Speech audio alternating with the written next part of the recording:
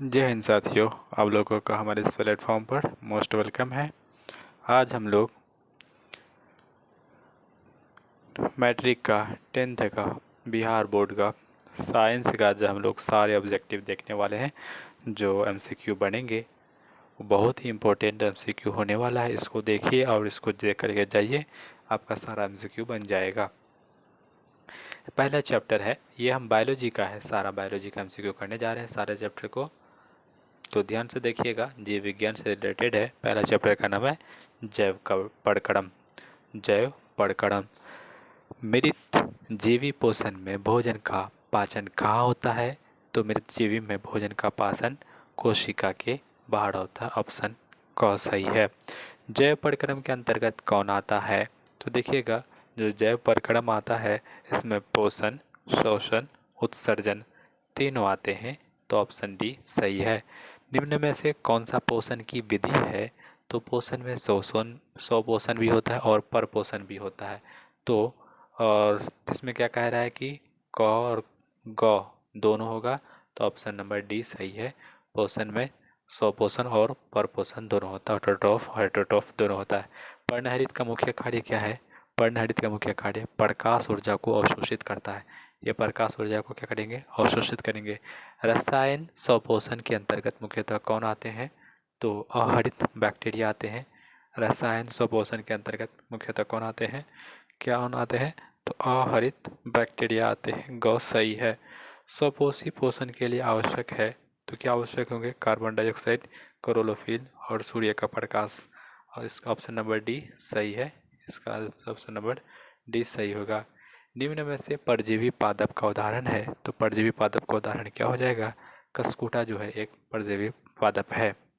कहता है गोबर छता किसके अंतर्गत आता है? तो गोबर छता जो है मृत जीवी के अंतर्गत आता है। इसका आंसर बी सही है। नेक्स्ट देखेंगे, प्रकाश संश्लेषण का मुख्य उत्पाद निम्न में से कौन है? तो प्रकाश संश्लेषण का मुख्य उत्पाद जो है ये ग्लूकोज है। क्या होंगे? C6H12O6। ये प्रकाश संश्लेषण का मुख्य उत्पाद, ऑप्शन नंबर ग सही है।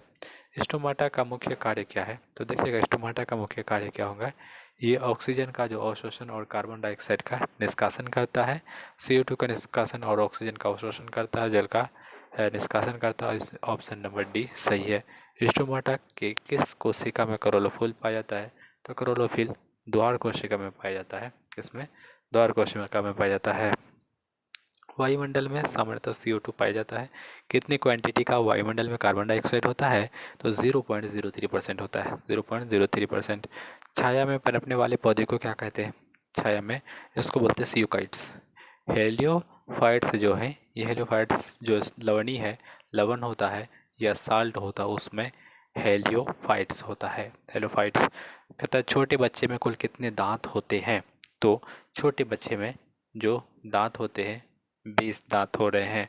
निम्न में से कौन सा दंत सूत्र का मनुष्य का वयस्क मनुष्य का है? देखिएगा, डेंटल फार्मूला की बात करता है, दंत सूत्र की बात करेगा। इसमें होता है 2 1 2 3। ऊपर में भी 2 1 2 3, नीचे में होता है 2 1 2 3। ये 2 जो है इंसीजर है, उसके बाद 1 है कैनाइन है, फिर ये हमारा प्रीमोलर हो गया, और 2 हमारा क्या हो जाएंगे? मोलर हो जाएंगे। तो 2 1 2 3 डेंटल फार्मूला का ये फार्मूला होता है, इसको याद करिए। कई बार इससे एग्जाम में पूछा गया डेंटल फार्मूला क्या क्या होंगे? 2 1 2 3 होता है। 2 1 2 3 होता है, डेंटल फार्मूला का सूत्र होता है। फिर नेक्स्ट देखेंगे, नेक्स्ट की बात करेंगे कि मुख गुहा में आहार का कौन सा भाग पाचन होता है? मुख गुहा में आहार के कौन सा भाग का पाचन होता है? तो मुख गुहा में किसका भाग का? ये स्टार्च का क्या होता है? पाचन होता है। नेक्स्ट देखेंगे, प्रोटीन का पाचन शुरू होता है, तो प्रोटीन का पाचन कहाँ शुरू होता है?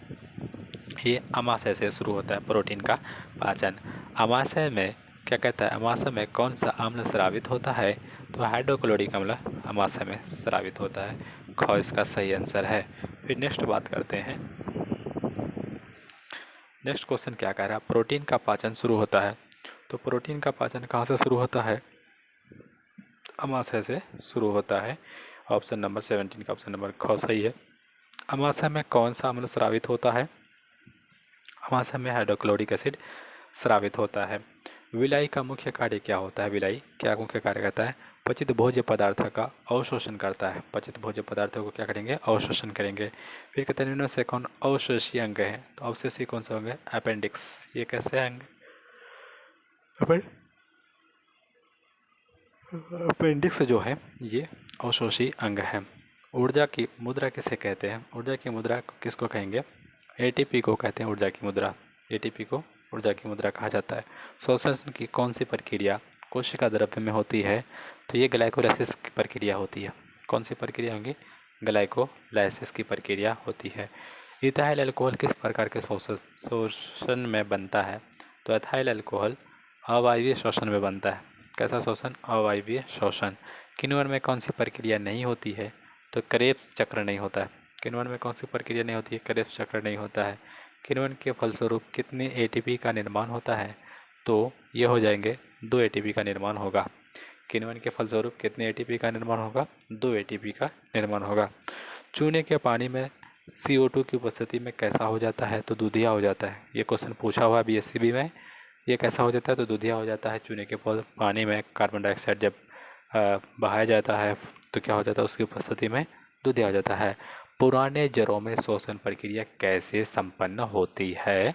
तो पुराने जड़ों में जो होता है वात रंध्र होता है जिसके द्वारा श्वसन की प्रक्रिया संपन्न होती है। मनुष्य में मुख्य श्वसन अंग क्या है? तो मनुष्य में मुख्य श्वसन अंग होते हैं फेफड़ा।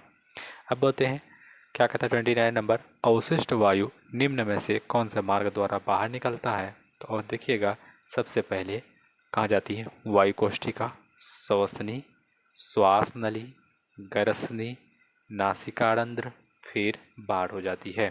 तो देखिएगा अवशिष्ट वायु जो है निम्न मार्ग द्वारा बाहर निकलता है। वायु कोष्ठिका, श्वसनी, श्वास नली, गरसनी, नासिकारंध्र, फिर बाढ़ हो जाती है। निम्न में से कौन सी बीमारी श्वसन तंत्र से संबंधित है? श्वसन तंत्र से कौन सी बीमारी होगी? एक तो हो जाएगा क्या? टीबी, दूसरा निमोनिया। डायरिया जो होता है आपको कमेंट बॉक्स में लिखना है डायरिया बीमारी किससे होता है। नेक्स्ट देखेंगे क्या कह रहा है, संवहन ऊतक के रूप में पाए जाते हैं। तो संवहन ऊतक के रूप में कौन होते हैं? जाइलम होता है और दूसरा फ्लोएम होता है। भोज्य पदार्थ का परिवहन किनके द्वारा होता है? तो भोज्य पदार्थ का परिवहन जो होता है तो फ्लोएम के थ्रू होता है।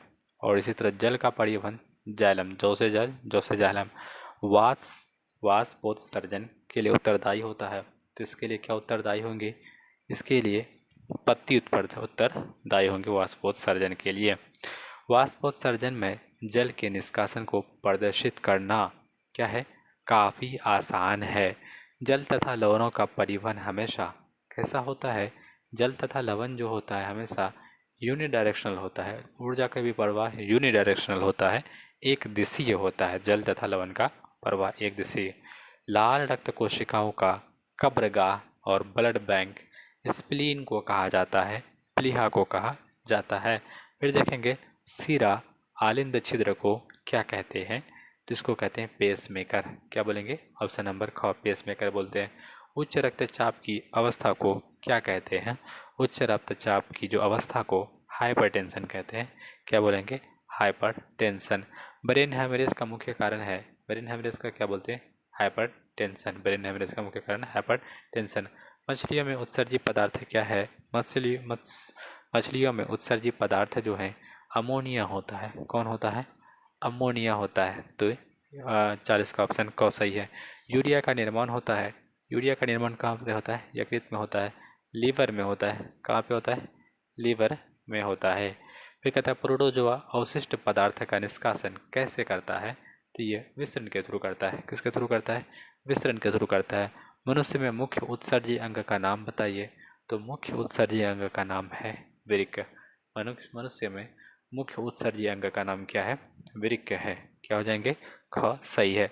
ग्लूकोज का क्या कहता है पुनरावशोषण कहाँ होता है? तो ये पीसीटी में होता है। नेक्स्ट देखेंगे किस उत्सर्जी पदार्थ को बाहर निकालने में जल की आवश्यकता नहीं होती है? तो यूरिक एसिड को निकालने में जल की आवश्यकता नहीं होती है। नेक्स्ट देखेंगे पादप में उत्सर्जन मुख्यतः होता है। पादप में जो उत्सर्जन होता है वातरंध्र से, तरुण तना से और रंध्रों से। तो ऑप्शन नंबर डी सही हो जाएंगे सारे चीज़ों से। फिर कहता है पौधों में आवश्यकता से अधिक जल किस प्रक्रिया द्वारा बाहर निकाले जाते हैं? तो वाष्पोत्सर्जन, इसको बोलते हैं वाष्पोत्सर्जन के थ्रू। अत्यधिक अगर जल पौधे में हो जाता है तो इस प्रक्रिया के थ्रू बाहर निकाला जाता है। टैनिन मुख्यतः कहाँ पाया जाता है? तो वृक्ष के छाल में टैनिन पाए जाते हैं। बबूल के जो पौधे हैं मुख्यतः कौन सा उत्सर्जी पदार्थ निकालता है? ये गोंद निकालता है। बबूल के पौधे मुख्यतः गोंद क्या कहते हैं उत्सर्जी पदार्थ निकालते हैं। नेक्स्ट देखेंगे क्या कह रहा है। नेक्स्ट क्वेश्चन पूछ रहा है कि हीमोडायलिसिस में क्या नहीं होता है। देखिएगा हीमोडायलिसिस में रक्त को 0 डिग्री तक ठंडा करते हैं। डायलिसिस आंशिक पारगम्य सेलिफोन का बना होता है। रक्त में प्रतिस्पंदन मिलाते, तो इनमें से सभी ऑप्शन दिया है। हृदय के डैश से फेफड़े में रक्त ले जाती है। तो हृदय के डैश से फेफड़े में रक्त ले जाती है, इसको बोलते हैं दायां निलय। क्या बोलेंगे? दायां निलय। शरीर में एंटीबॉडी का निर्माण करता है, तो ये लिम्फोसाइट एंटीबॉडी का निर्माण करता है। का ऑप्शन सही है। नेक्स्ट देखेंगे पाचन की क्रिया पूर्ण होती है, तो ये छोटी आंत में पूर्ण होती है। छोटी आंत की दीवार में पाई जाने वाली ग्रंथियों के स्राव को क्या कहते हैं? इसको बोलते हैं जठर रस, आंत्ररस और सक्कस एंटेरिक्स। मनुष्य के मुख गुहा में कितने जोड़े लार ग्रंथि पाई जाती है? तो 3 जोड़े लार ग्रंथि पाई जाती है। अमाशय के अग्र भाग को क्या कहा जाता है? इसको बोलते हैं कार्डियक। क्या बोलते हैं? कार्डियक बोलते हैं। फिर देखेंगे कि मुख गुहा का पिछला भाग क्या कहलाता है? मुख गुहा का पिछला भाग ग्रसनी कहलाता है। क्या कहलाता है? ग्रसनी। छोटी आंत या बड़ी आंत के जोड़ पर पाई जाने वाली एक छोटी नलीनुमा रचना को क्या कहते हैं? इसको बोलते हैं सीकम। क्या बोलेंगे? सीकम। छोटी आंत में भोजन के पाचन में निम्नलिखित में से फिर कहता है किस रस की भूमिका होती है? इसमें सभी होती है, अग्न्याशय रस, पित्तरस और आंत्ररस। फिर देखेंगे अमाशय में अधपचे भोजन लेई के समान को क्या कहते हैं? इसको बोलते हैं काइम। क्या बोलते हैं? CHYM। ठीक है। अमाशय में अधपचे भोजन को क्या कहते हैं? काइम कहते हैं। एक वयस्क मनुष्य के मुख गुहा में दांतों की कुल कितनी संख्या होती है? तो 32 होती है। बच्चे में 20 होती है। मिलकतित 20 होती है। 6 से 12 साल में वो उड़ जाता है मिलकतित। कहता है निम्नलिखित में से किसे प्रकाश संश्लेषी अंगक ऑर्गेनल कहते हैं? ये पत्ती को बोलते हैं। पत्ती को kitchen house of the cell कहा जाता है, रसोई घर कहा जाता है। प्रकाश संश्लेषी इकाई है तो ये है क्लोरोफिल। प्रकाश संश्लेषी इकाई कौन है? क्लोरोफिल है। प्रकाश संश्लेषण प्रक्रिया का मुख्य उपोत्पाद निम्नलिखित में से कौन है? तो ये हो जाएंगे ऑक्सीजन। प्रकाश संश्लेषण की प्रक्रिया का मुख्य उपोत्पाद कौन है? ऑक्सीजन। फिर देखेंगे रक्षी कोशिकाएं पाई जाती है, कहाँ पाई जाएंगी? पत्तियों में पाई जाती है। गरहनी भाग है, तो गरहनी किसका भाग है? तो गरहनी छोटी आंत का भाग है। कौन सा आंत का? छोटी आंत का। मनुष्य में वृक्क एक तंत्र का भाग है जो संबंधित है उत्सर्जन से। किससे संबंधित है? उत्सर्जन से।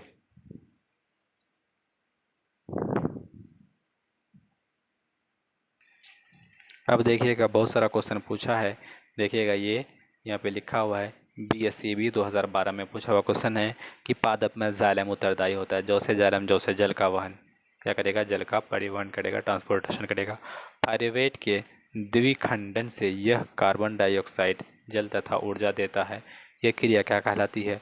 माइटोकॉन्ड्रिया में होती है। ये कहाँ होती है? माइटोकॉन्ड्रिया में होती है। ये भी BSEB 2012 में पूछा है। क्या है? पाइरुवेट के विखंडन से ये कार्बन डाइऑक्साइड जल तथा ऊर्जा देता है। ये क्रिया होती है माइटोकॉन्ड्रिया में होती है। स्वपोषी पोषण के लिए आवश्यक है तो क्या है? कार्बन डाइऑक्साइड तथा जल, क्लोरोफिल तथा सूर्य का प्रकाश। ऑप्शन नंबर डी सही है। फिर क्या कहता है?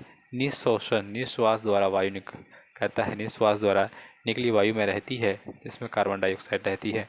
अवायवीय शोषण कोशिका के किस भाग में होता है? तो माइटोकॉन्ड्रिया में होता है। अवायवीय श्वसन किस में होती है? माइटोकॉन्ड्रिया में होती है। पौधे में गैसों का आदान प्रदान के लिए होता है, तो पौधों में क्या होता है? रंध्र होता है, स्टोमाटा होता है। फिर देखेंगे फ्लोएम के खाद्य पदार्थों का परिवहन पौधे में किस दिशा में होता है? तो देखिएगा खाद्य पदार्थ है ना, दोनों दिशा में होता है, ऊपर भी होता है और नीचे भी, लेकिन जल का परिवहन सिर्फ एक दिशा में होता है। हृदय की वेशमों की शिथिलता क्या कहलाती है?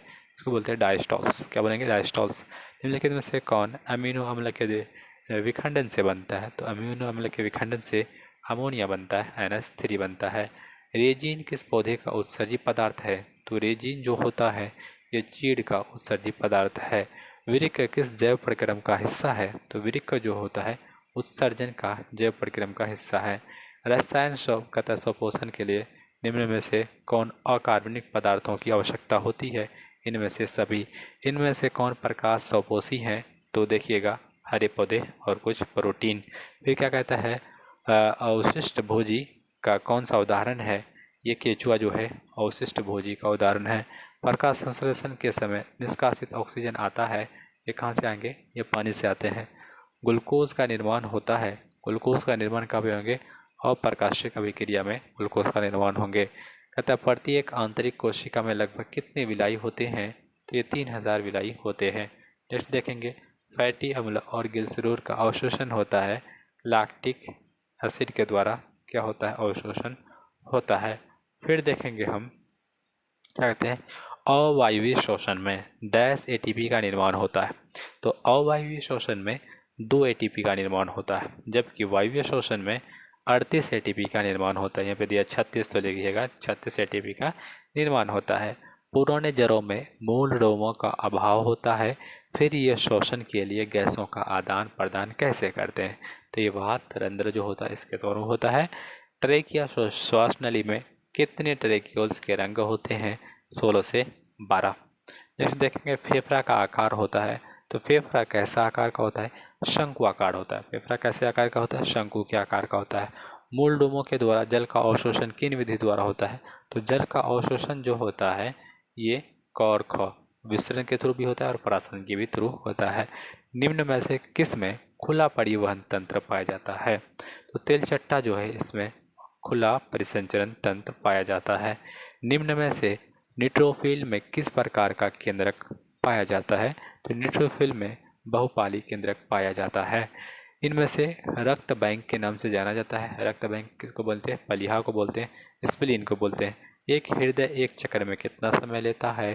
तो एक हृदय एक चक्र में 0.8 सेकंड लेता है। फिर कहता है जल में जलीय जीव में नाइट्रोजन अपशिष्ट पदार्थ अमोनिया है, जबकि स्थलीय में यूरिया होता है। जो जलीय जीव रहते हैं उसमें अपशिष्ट पदार्थ अमोनिया NH3 होता है और CuNH2 होता है। किसमें? स्थलीय जीव में। रक्त का pH प्रसरणीय सांद्रता तथा विद्युत अपघट्य समन्वय का नियंत्रण किया जाता है, ये चयनात्मक पुनरावशोषण के थ्रू होता है। तो यहीं तक रखते हैं, बहुत ही लिमिटेड टाइम में। हम दूसरा चैप्टर का नाम है नियंत्रण और समन्वय, दूसरा वीडियो इसके लिए बना देंगे और यहाँ तक टाइम ज़्यादा हो जाएगा। मिलते हैं एक नए वीडियो में। अगर वीडियो अच्छा लगता है तो वीडियो को लाइक करिए और अपने फ्रेंड्स से शेयर करिए। मिलते हैं एक नए वीडियो में, तब तक के लिए जय हिंद, जय Bharat. Thank you so much.